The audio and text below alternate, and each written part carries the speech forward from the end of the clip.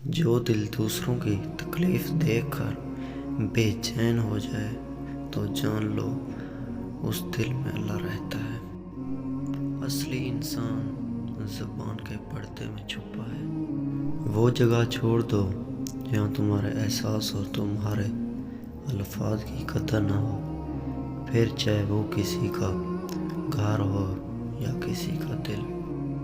کسی کا دل اتنا مت دکھاؤ کہ وہ اللہ کے سامنے تمہارا نام لے کر رو پڑے، کیونکہ ٹوٹے ہوئے دل سے نکلی آہ عرش تک جاتی ہے۔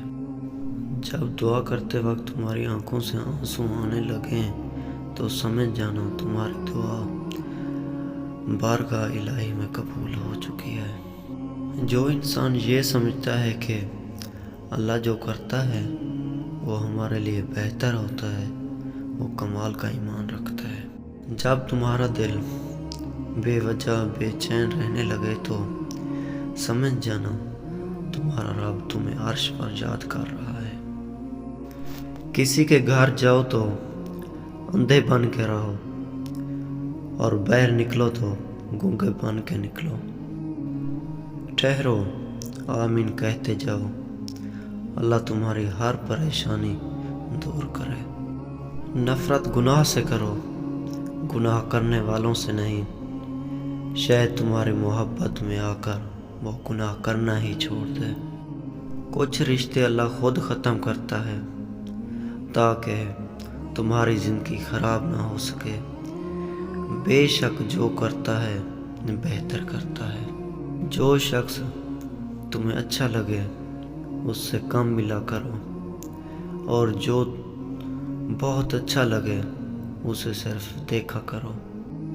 جب تم نے کسی سے محبت کی ہے تو اس سے ذرا برابر بھی محبت مت مانگو، کیونکہ تم نے محبت کی ہے، تجارت نہیں۔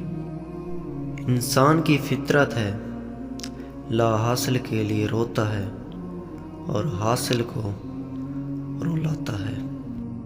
وہ آزمائے گا تمہیں دنیا کی ہر محبت دکھا کر، پھر کہے گا بتا کون ہے تیرا میرے سوا۔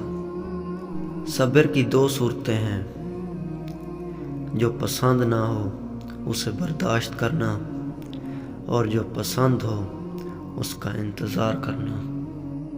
نماز کی فکر اپنے اوپر فرض کر لو، خدا کی قسم دنیا کی فکر سے آزاد ہو جاؤ گے اور کامیابی تمہارے قدم چومے گی۔